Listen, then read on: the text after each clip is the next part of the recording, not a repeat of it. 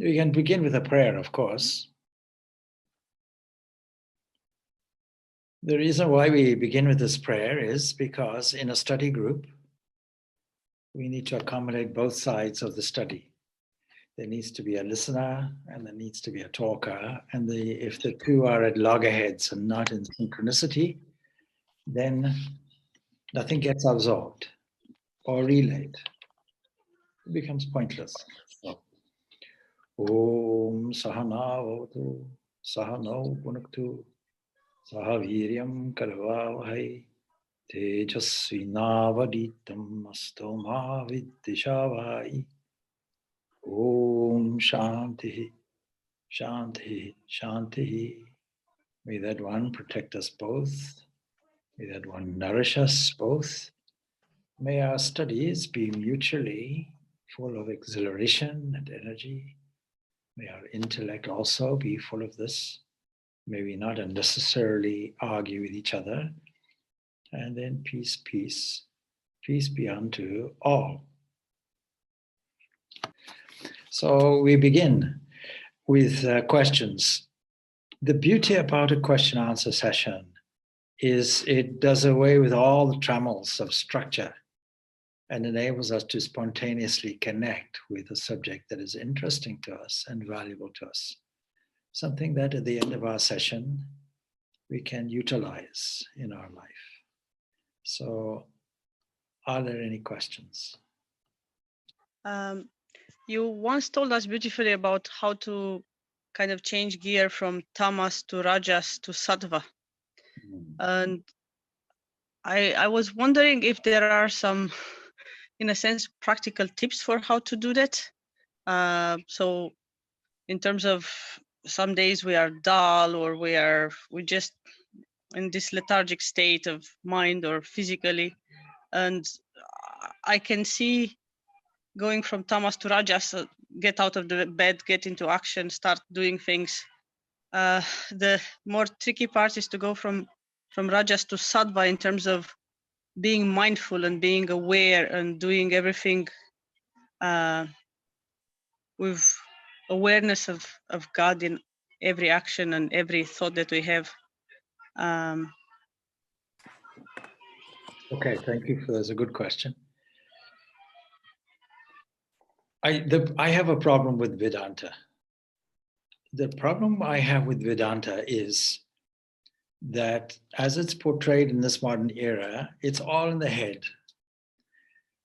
And yogic language says that we have to make this transition, if you like, from tamas to sattva, but if you put it in a different way using yogic language, from mahakasha through to chit akasha to chid akasha.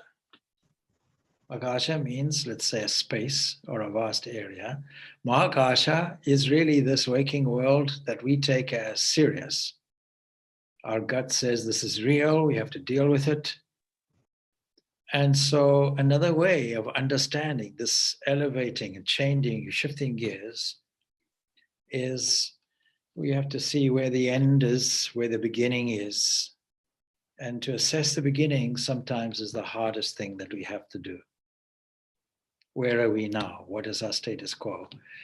So a few weeks ago, we started the first part of the Enneagram. Those who have been on the Enneagram and Essence of Truth know that the hardest part of the whole process is to assess who am I, where am I now, and what is my current obscuring obstacles that I'm having to deal with right now.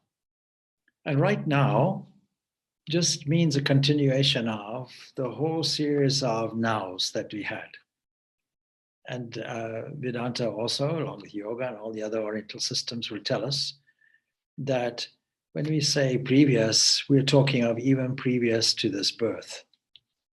So we come, according to the system, with a loaded baggage of experience, a truckload of experiences. And then we have to see how we can construct a good solid base to move forward. And then we have to take our environment into account, and we have to take all the positive opportunities that we find there. First thing is Where are we now? In this now. Secondly, where is the end thing? What is our ultimate destiny? And third thing, how can we progressively go there? Going back to the yogic language, how can we get from Mahakasha, that is this huge, huge universe of which we're a tiny part, orientated around our physical. How do we take that to the psychical? Chittakasha, that is the mental space, the mind. And then how can that evolve easily? How can we glide from there to Chidagasha, that is that subtle space, as it were, which in a sense is spaceless because it's consciousness. When we say we're going to from Mahakasha, we can understand this Maha, this great aspect of it, quite easily. Because it's all the world that we know. It's the world of the gut. It's the world of survival. It's the world of the physical. And we cannot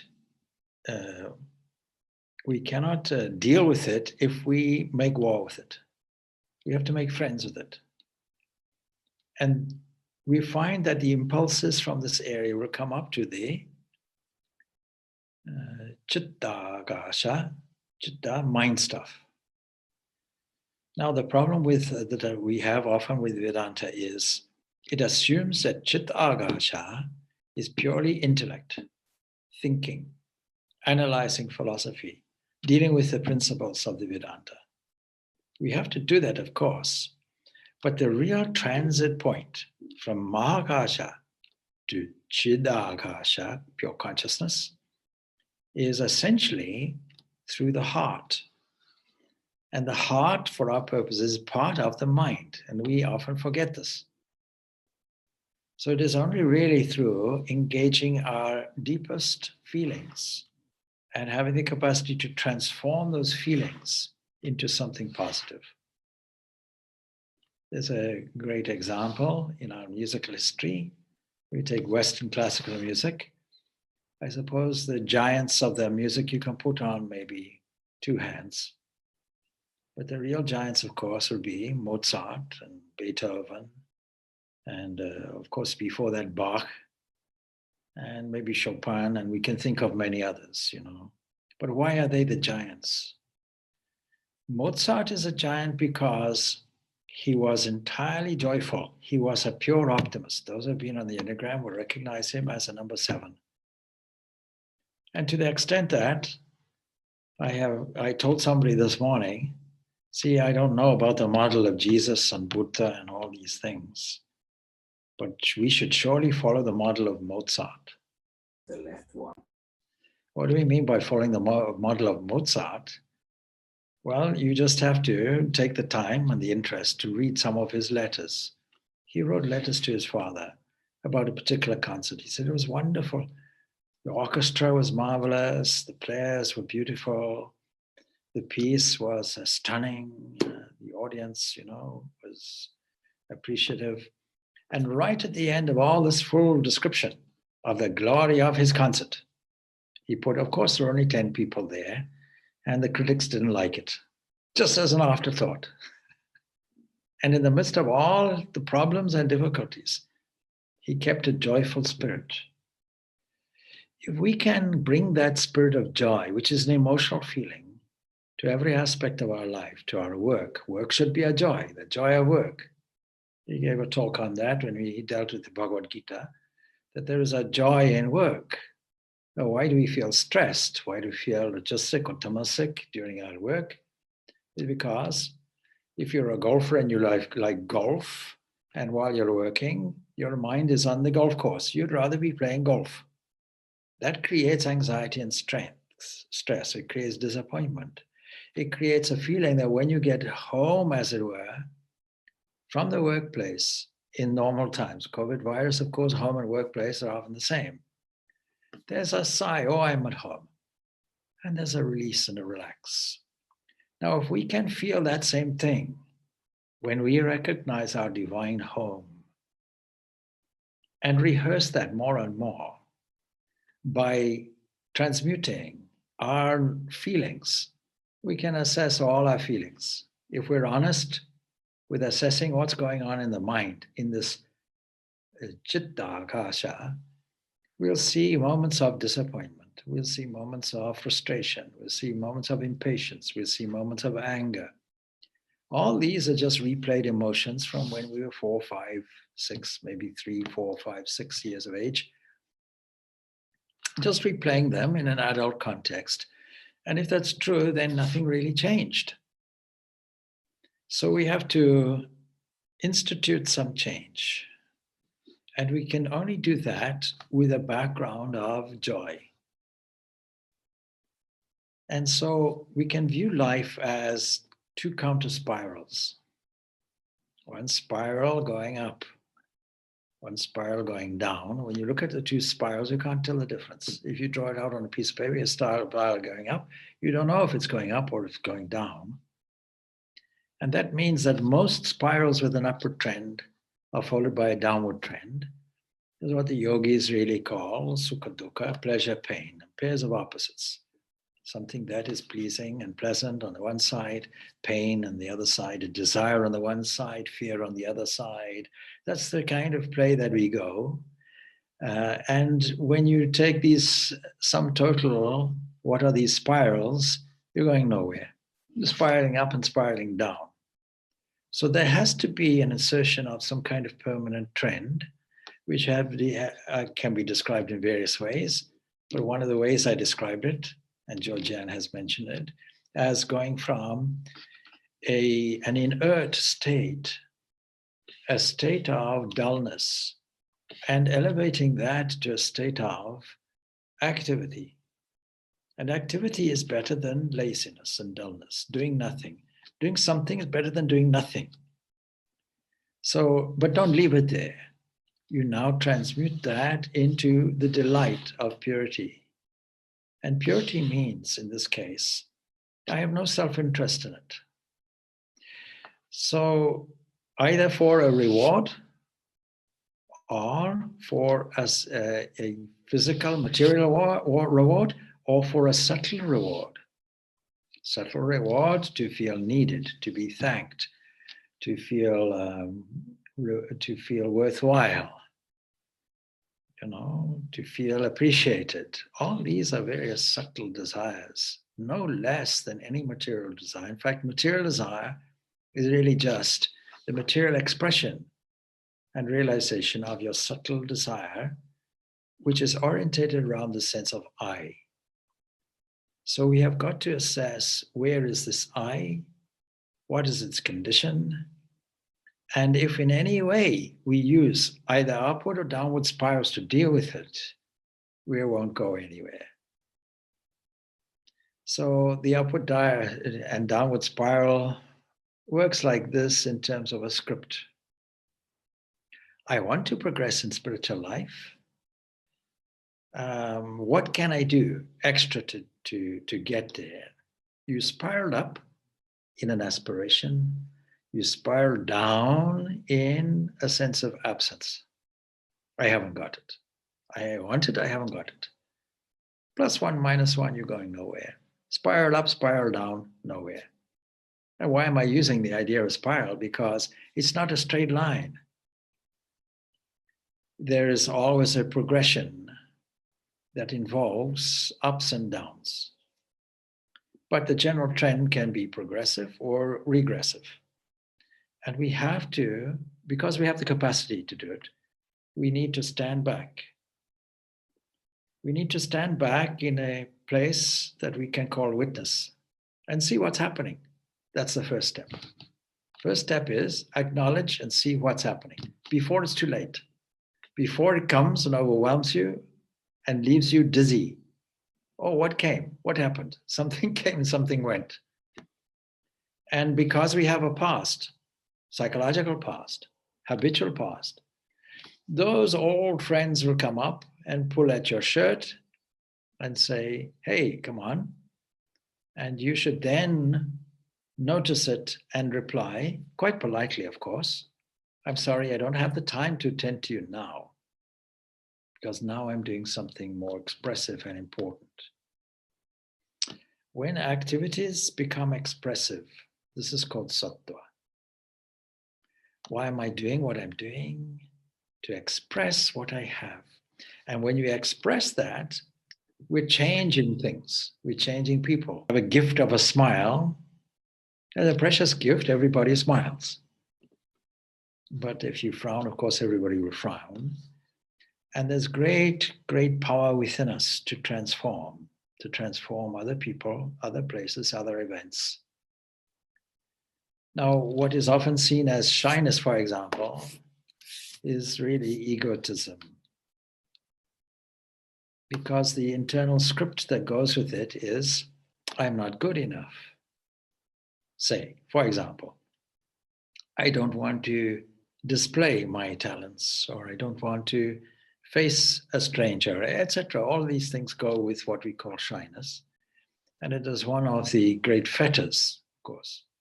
One of the fetters will be identified by Sri Ramakrishna, for example, who will mark it as, you see, in his case, we can see the very opposite of it. We can say a full expression. When he was joyful, he danced. He didn't have any reservation about it. No inhibitions.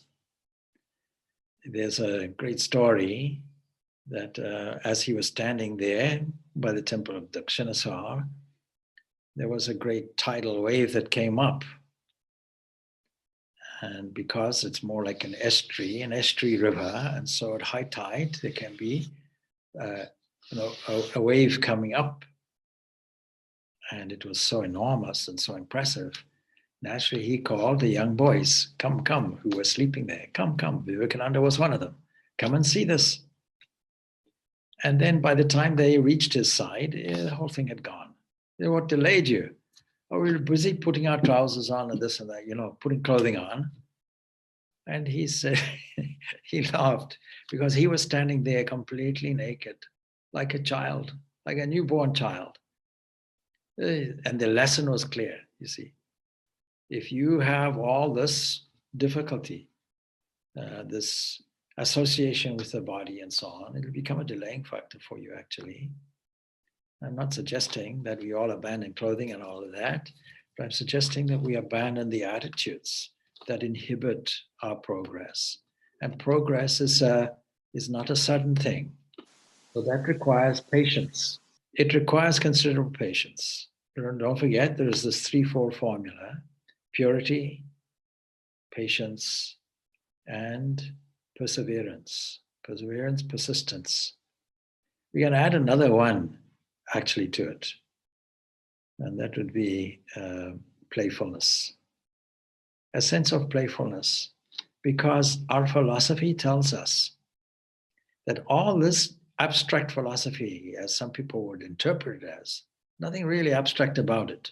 It's difficult to grasp because it is against the gut feeling of our Mahakasha. It is against the psychological world of the Chidakasha. But it is compatible with the Chidakasha because Chidakasha, there's only one thing is there. Pure consciousness is there. Nothing else is there. And that really becomes the origin of all the other things.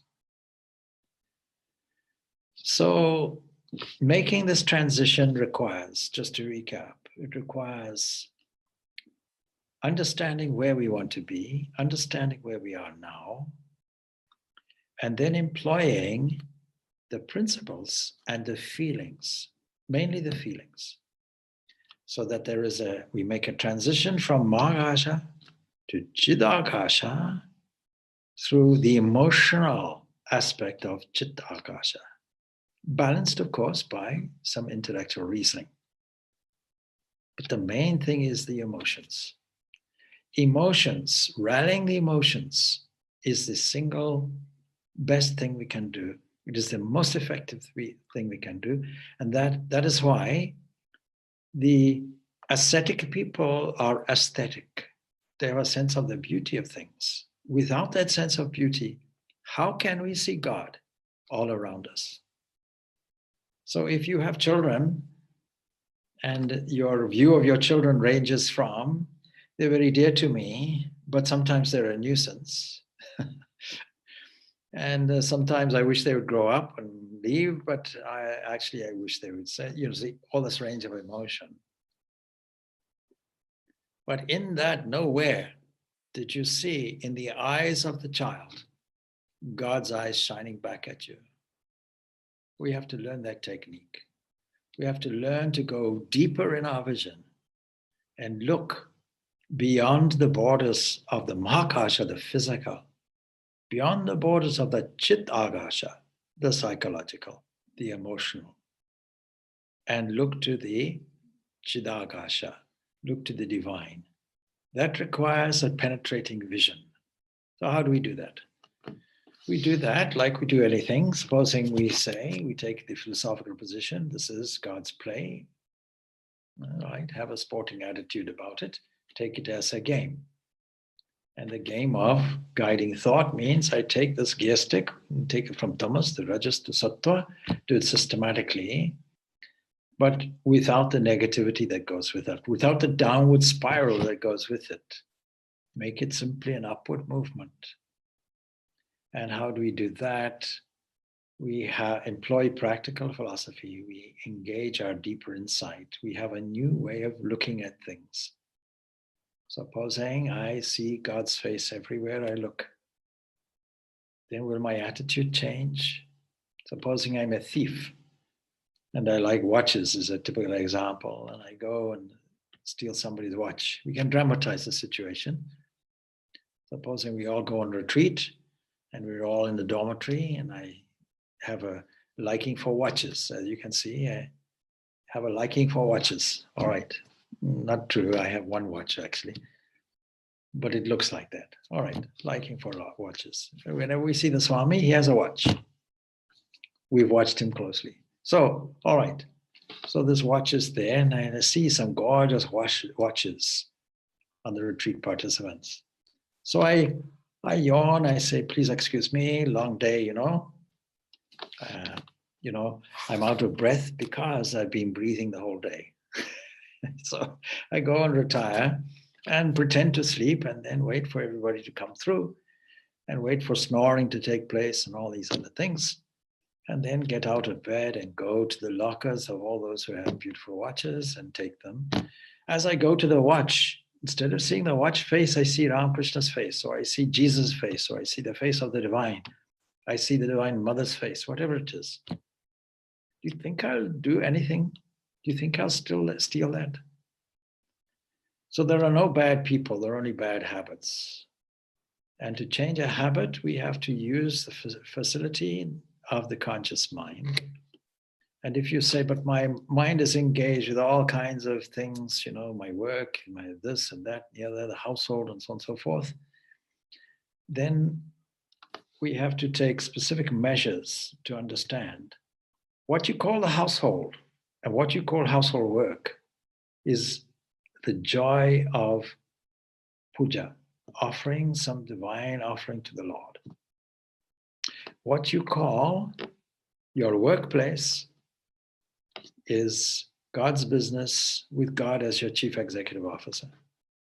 So at the end of the day, all the things that you accomplished, this is your own egoism, mentioning this, you offer to God at the end of the day. Lord, this is what I did with your money that you gave me, your investment that you granted me. How did I use it? I used it like this, and this. Some of it went well, some of it didn't. One of the things that didn't go well, spill over till tomorrow's day, and I make sure I do them better. But in any event, that God is the central entity in your life. That means you have to deepen the connection. Deepen the connection and the internal realization of that God. So the deepening of the connection is what we call spiritual life. And it is an emotional connection. An emotional connection. So when we talk about balancing our life and our spiritual life in particular, the suggestion that Vivekananda has is simply reiterating what is there in Srimad Bhagavad Gita. is that you employ all the faculties that you have. You employ, therefore, all the approaches and methods that are available. I've heard some people say, oh, my inspiration is this, and they mention a non-dualist, and modern books are there that reiterate that. For example, Eckhart Tolle and so on, all emphasize jnana yoga. But the common man can't practice that. We know that from 5,000 years ago, and Krishna points it out. For most people are karma yogis. So when a person reads a book, all the principles are sound and beautiful. But when they come to apply it, they find it very difficult. And part of the difficulty is if you continuously repeat, despite the fact that you feel differently about it, that entity, I am the Atman, I am the Atman, I am the Atman. Repeat it like that, with this misunderstanding, you still didn't get over this identification of embodiment. You still feel, I am so-and-so, this individual. And then I have to raise a question. How do I, this embodied individual, get from A to B, get from A to Z actually, get to the end? How do I arrive at my goal? Thinking, you see, all the time, I am the body. If you truly understood, I am not the body, the question itself wouldn't arise. So we take it for granted. All right, let me accept I'm a human with a body, mind, and so on. How can I use these instruments to get to that place, as it were? And the only thing we can do is to hone up the purity of the instrumentation that you have. It's like asking, how will I go through snowbound areas in a car which is old, which is rusty, which has never had an oil change, which has knocks and audible rattles in it? How will I do that?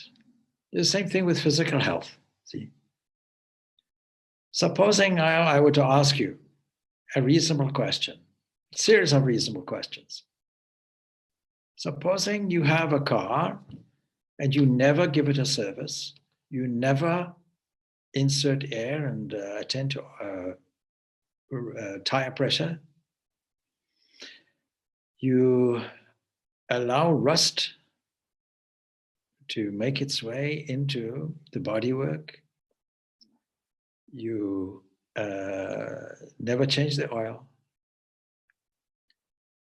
When an oil light comes on, you think mistakenly, it's a good lesson in life, oh, the oil light is wrong. Nothing to do with the oil. Supposing we manage a car like that, how long do you think it'll last in snowy conditions when we have the facility of a four-wheel drive, the capacity to change gears, and we don't use it? And not only that, but we allow the car to enter into a bad condition. Now the body is the same. Supposing I would ask you about the human body and say, theoretically, supposing you don't eat good and nourishing food for the body, supposing you never exercise it, supposing you just have stressful thoughts day in and day out, and that stress does not allow you to eliminate accumulated waste material in the body, what do you think the likelihood is of you falling sick? Logically, the likelihood, I can tell you, is very high. Never mind about viruses, never mind about bacterial infections and this and that, the other. The people who don't have the virus are people whose immunity is strong. Now you may say, but Swami, that's your personal point of view. And I will reply to you, no, it's logic. Because otherwise it means we can have no faith in God. That means that God made a faulty, creaky body that was liable to attack and never provided us with any kind of immunity or structure. And the fact that will be useful in combating anything that we face.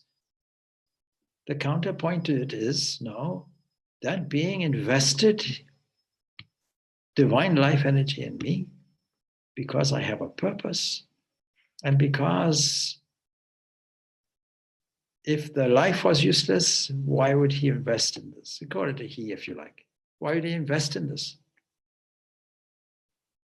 Why would he give me all the resources? Why would he give the sun to shine? Why would he give me the capacity to look for a teacher, to search through the scriptures, to have an inquiring mind, to have all the emotional capacity to shift ourselves up a notch to the highest human condition? The very emotion that you use for greed and lust and anger is the same energy that can be transmuted into the highest realms of art and culture. And the art and culture itself can inspire us toward the highest position of divinity. These are all things that we can use. So why should we lack faith in that? And the true position really then to shift this emotion upward will be a position that has this strong faith. And the strong faith requires this emotional connection. And developing this emotional connection, therefore, means that we have to train the mind, the emotional mind and the intellectual mind, to see things in a different way. Philosophy provides that. This philosophy, Vedanta philosophy, provides that different way of looking at things. Well, what is the different way of looking at things? We can see that it is, or label it as revaluation. Revaluing the body, not as my body, I'm eating, no, forget that. It is the divine vessel, the earth car. It is the temple of the Lord. Many, many different concepts can come. And we have to have a discipline of cleaning it. But discipline is not a negative thing. If it's done with joy, Lord, your dwelling place, where you dwell, let me keep clean. I have the joy of cleaning it. It's called health, keeping it healthy and strong. Anything short of that really is not making this transition between Tamas to Sattva. Let's just consider that. If you do all the things negatively that I've mentioned, you don't feed the body correctly, don't exercise it, all of these other things, then it could be because you're too lazy, Tamas. Or it could be because of Rajas. I'm preoccupied with other things and it's not my highest priority. Without these fundamental things, how do you expect to make a transition to Sattva? So I always say, and I repeat it timelessly if you like. See, as I grow older, my stories get limited and my examples get more limited so that people who hear me from week to week, they say, oh, he's telling that one again. So here's that scenario, it's worth repeating. I give you now 20 seconds. 20 seconds available to insert in the mental field whatever you want. The first starting point is you have to stand back and see what is the status quo, what is happening now. And because time occurs so rapidly, the currency for mental activity being seconds, let's say the currency for activity being minutes, break it down like that. Then with a sense of fun, you ask, Lord, since you are here, and since you invested life in me, and since you gave me this pocket money for free thinking called seconds, and 20 seconds available is my challenge, what is the condition now? The last 4 seconds, you put in negative things. You filled your check out, and it made it in the red.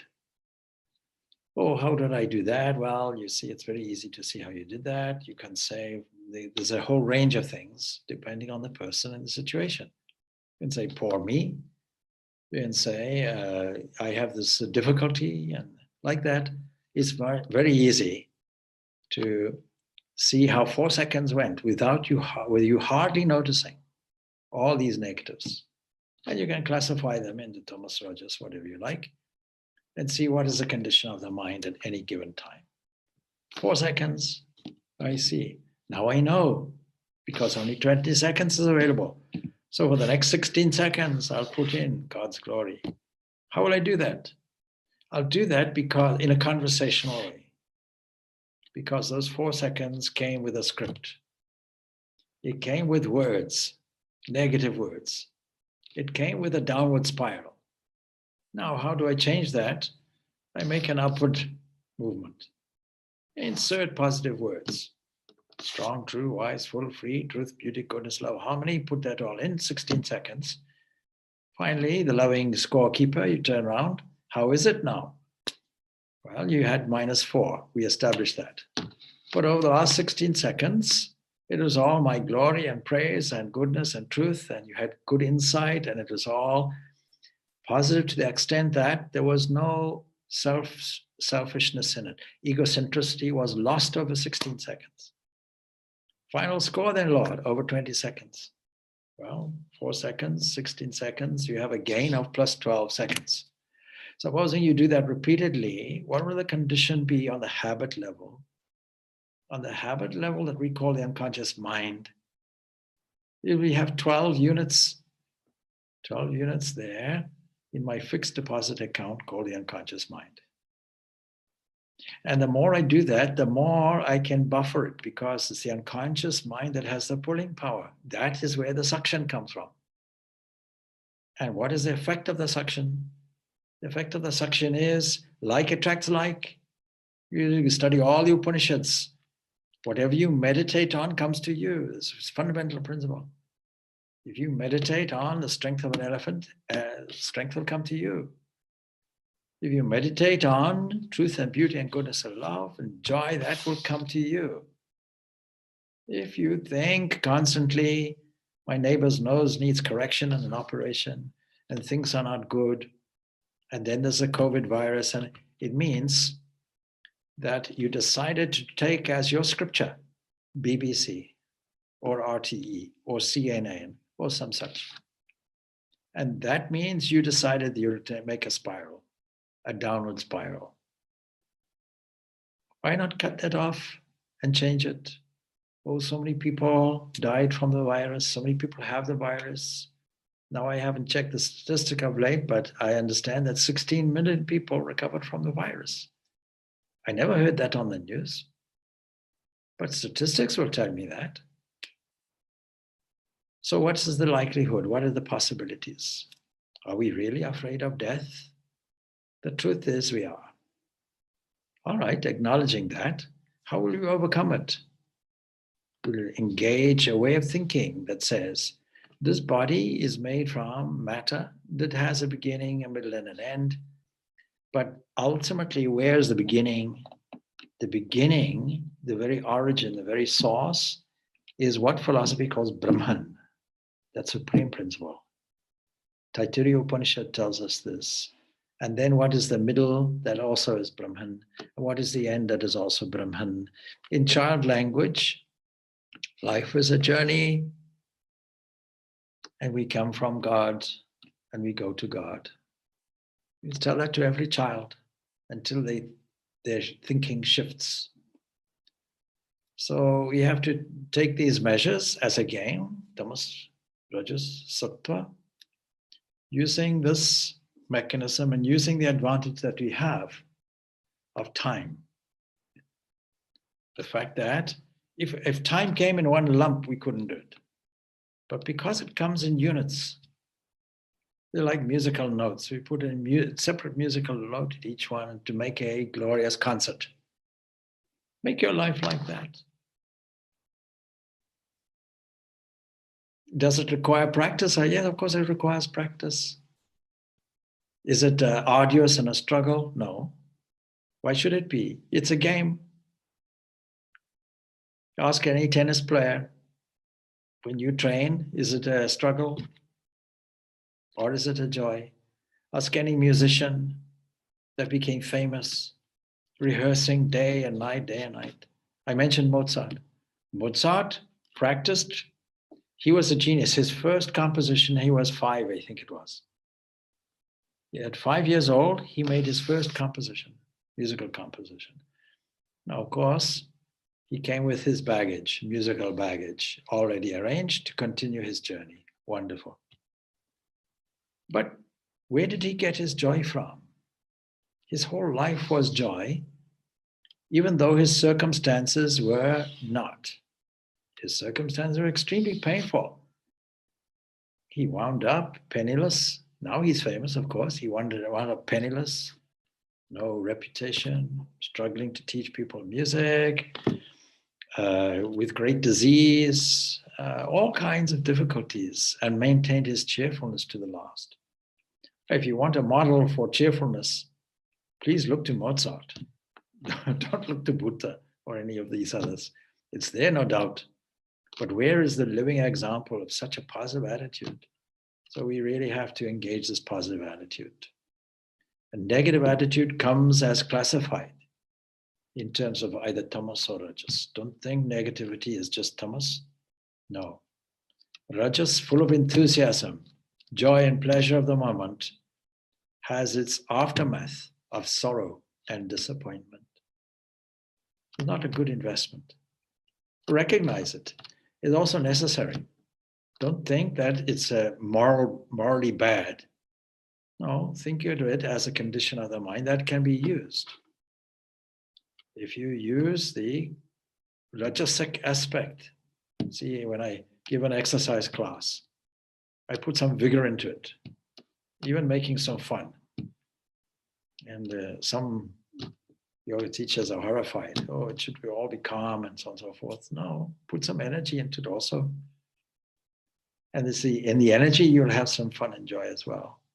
Imagine a tennis player that sits there and with a tennis racket out here and waits for the ball to come and doesn't even have the energy to return it, just allows the ball to bounce off and expect to get some kind of glory from it. No, you won't do it.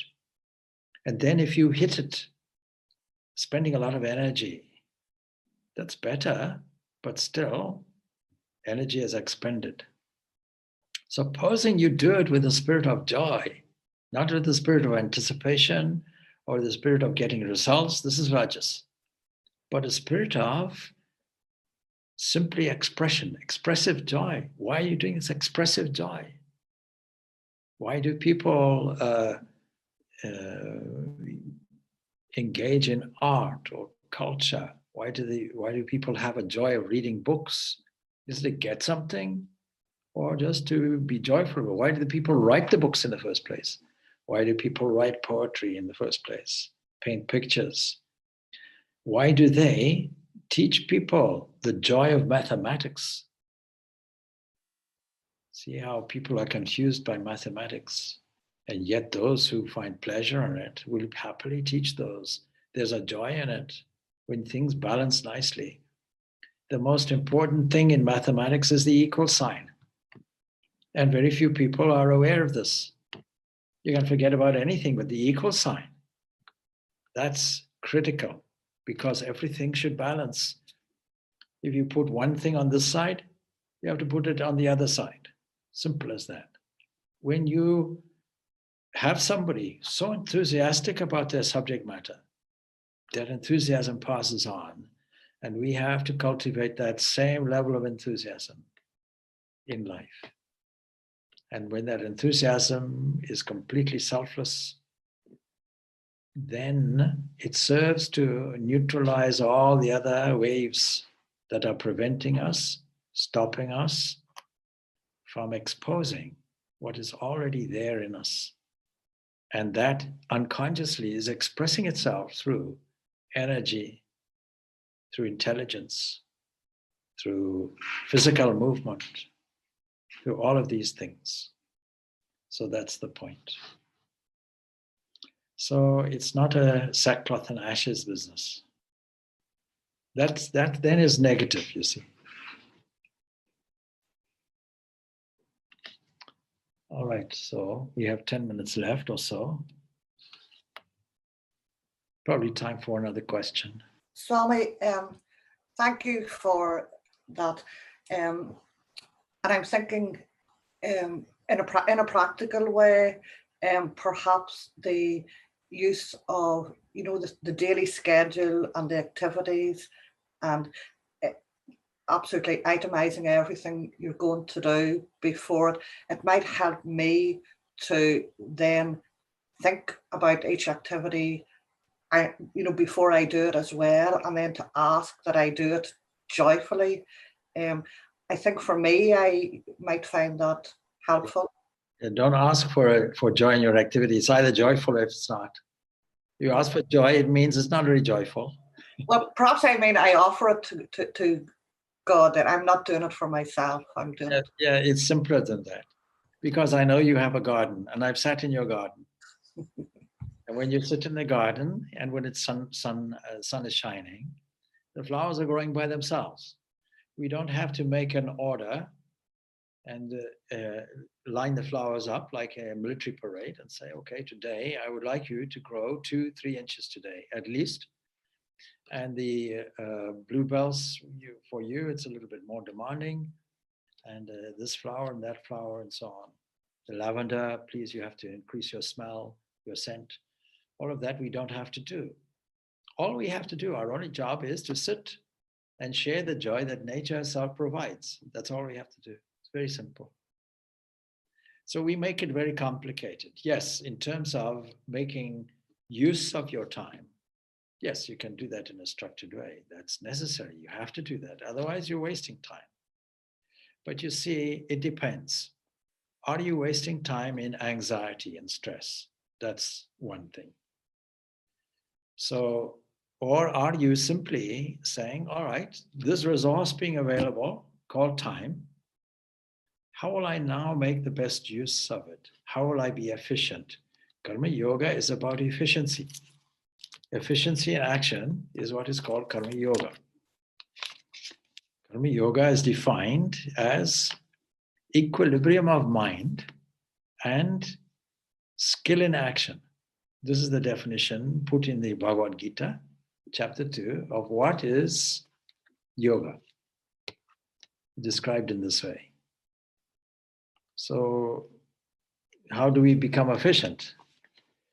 And if we insert any aspect of negativity or anxiety into it, then we have to see where is it being classified. Well, activity with anxiety is called rajas. No activity with anxiety or doubt is called tamas. Activity with great joy comes from no expectation, no association with I am the doer of it, or I am the one that deserves the profit from it. You are transcending the prophet-actor complex. When we do that, then there's internally, unasked, a great joy that happens. But yes, the mind has to be controlled and disciplined, no doubt. But it's not a schoolmaster task. You understand what I'm saying? It's not regimented to the point of misery. It's regimented because we take great joy in every second. Every second is a treasure and must be used. Every second is an unused blank check that has never been filled in before. Put something useful in it. And what are the characteristics of that? Love, joy, and generosity of spirit, where we're acting for the good of everyone, the good of all. Everyone, we don't just say humans. So we have to assess that. And the idea of selfishness is very, very subtle. Supposing we have a helpful nature, we like to help people and help things along and so on. Secretly and subtly investigate. Why am I doing this? This is what we do on the Enneagram, you see. Between the part 1 and part 2, in this case now, the last case, is 3 weeks break. 3 weeks you have the opportunity to look at all the activities and classify them. Is this Sattva? Is this Rajas? Is this Tamas? Is this associated with a desire and equally a fear? A desire on the one side, a fear on the other. And all the personality types will have this move toward desire and this pulling away from fear. Well, what kind of life is that? It's a kind of life which is upward and downward spiral simultaneously. and we're going nowhere. One question was, how do we know when we progress? I think it was last week. Well, how we know we don't progress is when we create an upward spiral and a downward spiral, and they both look the same. That's very confusing. So progress, well, the indications are, do we have tremendous joy in our life? Do we have no desires whatsoever for ourselves? No sense of, I act, I do, and I profit, and I deserve. All that gone. Now, at that point, you weren't even asked the question. See, how do I know when I arrive in a different place? How do I know when I'm in London? How do I know when I'm in Paris? It's not a very valid question. When you're there, you know it. The example is typically sugar. How will I know what sweetness is? I never tasted sugar. Taste the sugar, you'll find it. Question I was asked about Vijnana the other day. See, how do you know? Jnana, Vijnana, that distinction is there. We can know something by reading a book or looking at something these days on the YouTube or the Google or whatever it is. The available information is huge. Previously, in order to get that kind of information, I would have had to have gone to a library and researched through countless books. And then it would be highly time consuming. Now I can simply look up information. And these days, the younger people, you make a statement and then you'll see them on their phone doing finger exercises. And you ask them, what are you doing? Well, yeah, you know what they're doing. They're trying to verify what you just said. They're fact checking. So this information is instantaneously available to us. There's that kind of knowledge. But understanding, that's much deeper. We have to understand. And deeper than understanding is an emotional connection, feeling it. The whole of meditation is a construction of words, corresponding pictures. And most important, in a series, in a sequential series, leading us somewhere. And that has no meaning if it is not accompanied by feeling. The feeling has to be there with it. Without that feeling, a so-called meditator will get bored and fall asleep. It's boring. It's like hitting a note on a piano or a musical instrument, creating a public nuisance. One note, one note, one note, that's it. It's called focus. No, focus is superstition in connection with meditation. And emptying the mind is the other superstition. The two main superstitions in connection with meditation.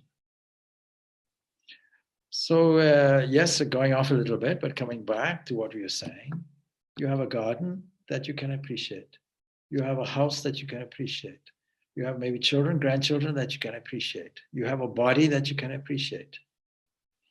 Is there a contrast to that? Oh, yeah, many contrasts to that.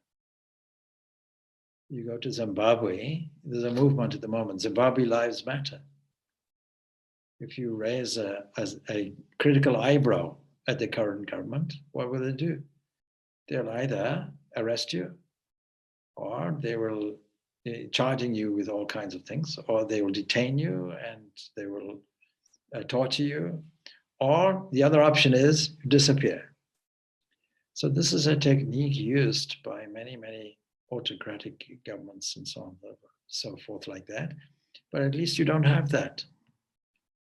So you have earned, if you will, through your thoughts, principally, a place where you can ask this question about Tamas, Rajas, and Sattva, where you can intensify your spiritual practice in a joyful way, joy-bearing way, to a point where, according to my thought today, the knower, the knowledge, and the known become merged into one thing.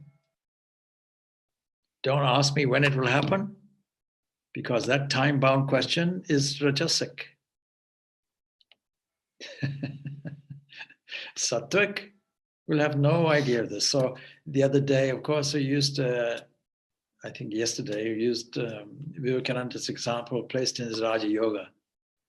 When Narada happened to be coming through, and two yogis are there, and they both ask the same question. When you get back to heaven, please ask Lord Vishnu, how many lives more? And he came back that way and gave the answer. To one, he said, see this tree, as many leaves as you see on this tree, that many lives you have. He danced with joy. What a glory, that only that many? Wonderful.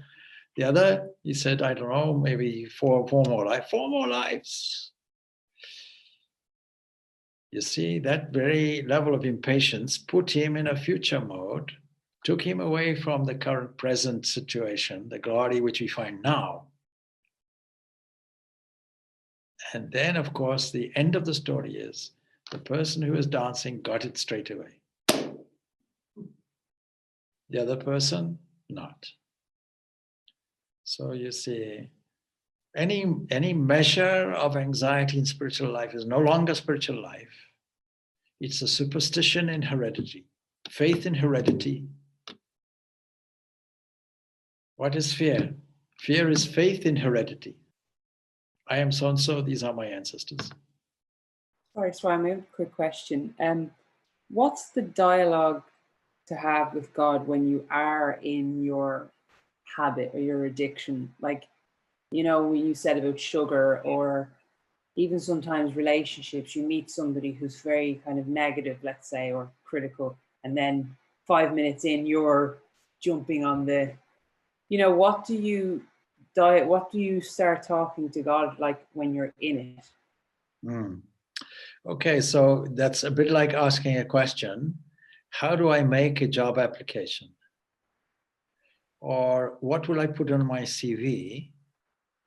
Or what question would I ask some psychologist to get a reply or an answer?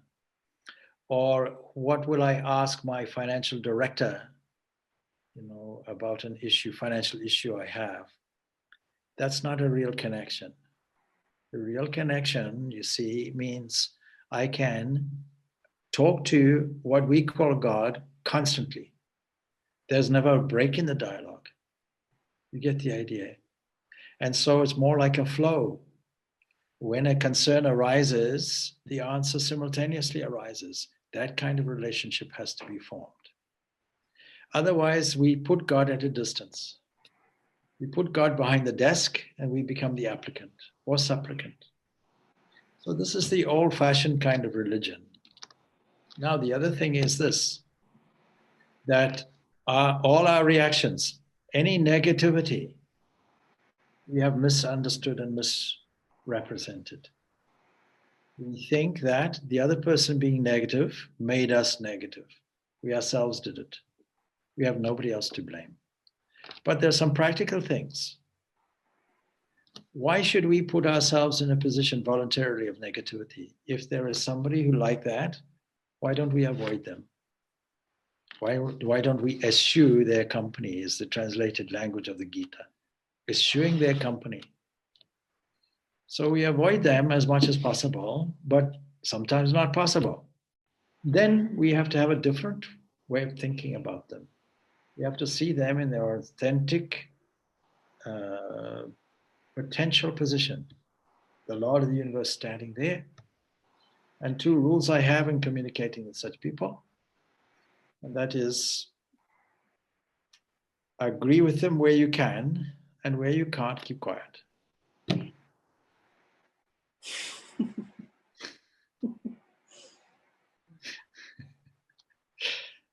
All right.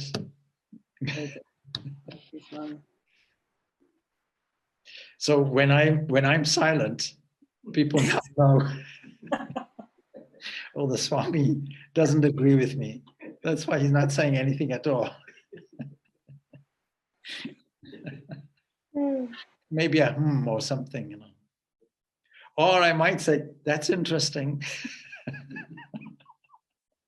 It's a very Irish way of dealing with the situation. You know, what is this? And if you don't know the answer, that's an interesting question.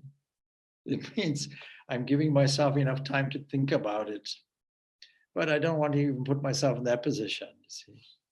So why engage in negativity? why allow other people to dump their rubbish in your mental skip? Outside, we have a skip there. I examine it every day. And if the gates of the premises are open, I'll go out, say, an afternoon or something, and see foreign things in the skip. If I'm not alert enough, you see, I will allow people to put all their rubbish in my skip, and then I won't have any room to put the real stuff that's coming. So don't allow your mind to be the garbage dump for somebody else. You won't allow it. So don't allow it.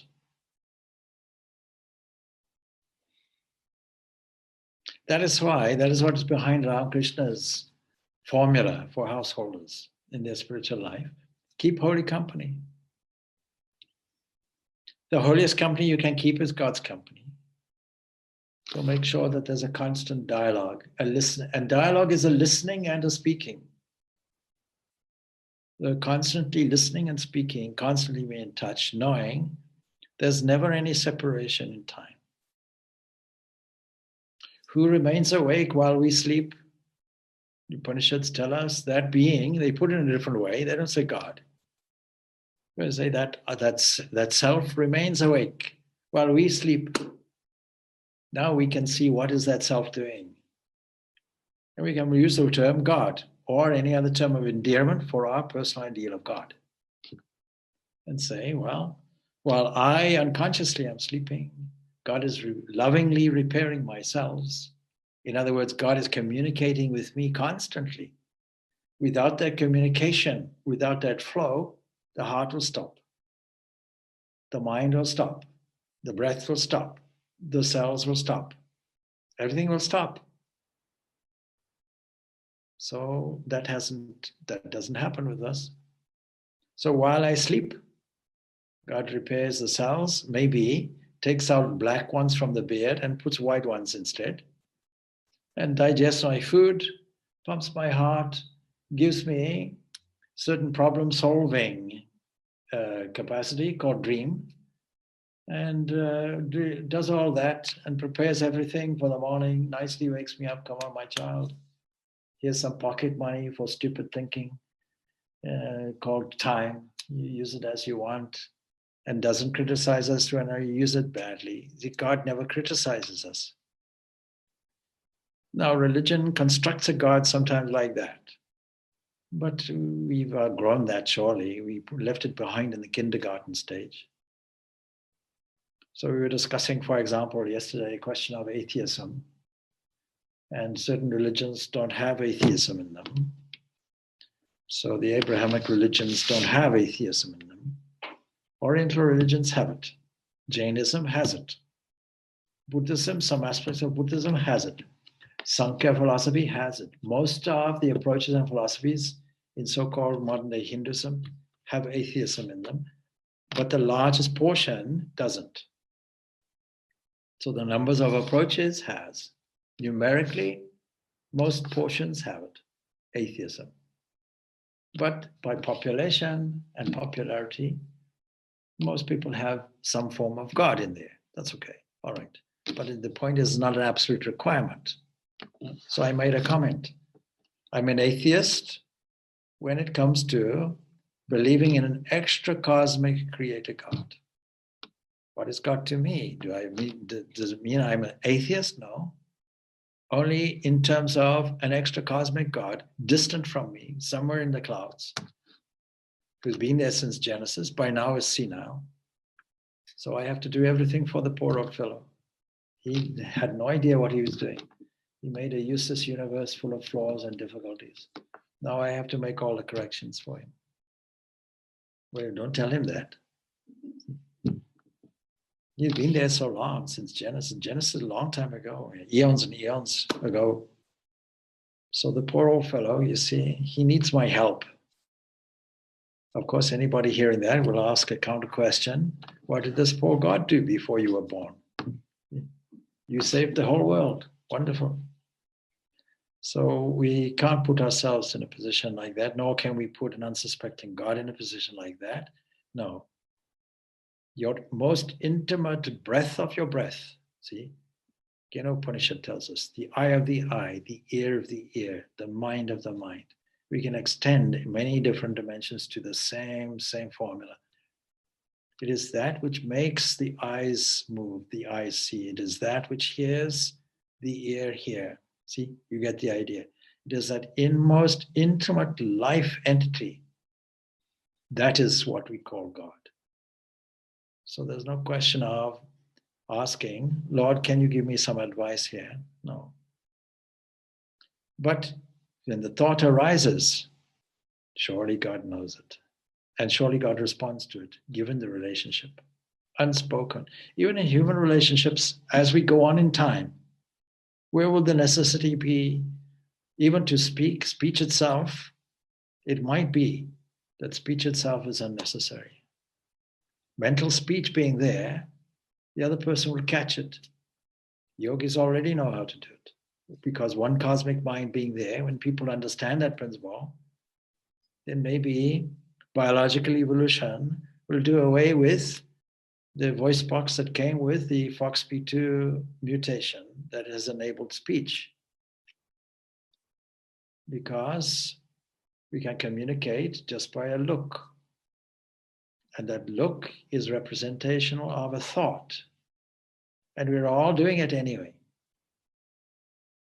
So one of the fundamental immature questions I first asked my teacher, please explain to me telepathy. I was a teenager, young and foolish. Of course, as a teenager, I thought I was wise and omniscient. Anyway, patiently he answered and explained. You see, there's only one cosmic mind. If you accept that there's only one mind, like one broadcast station, then different transistors tuning into that same broadcast, if they tune in simultaneously, then we call this telepathy. Oh, that made perfect sense. So in all these things are not difficult. The difficulty is in shifting a conventional point of view. When we shift the conventional point of view, we are forced to think differently. But creativity only occurs when we think differently. If we don't think differently, no creativity. And it is only through artistic creativity that we're able to develop this sattva. The original question was about sattva. That we're able to develop this pristine purity of mind that becomes a revealer for us of the truth that sits within. We can finish off there, but have lots of questions. You can see the value, you see, of asking questions. We can take away the formal structures of things and get to the heart of a matter through this question and answer way of doing things. All right. Om Shanti, Shanti, Shanti. Peace, peace. Peace be unto all.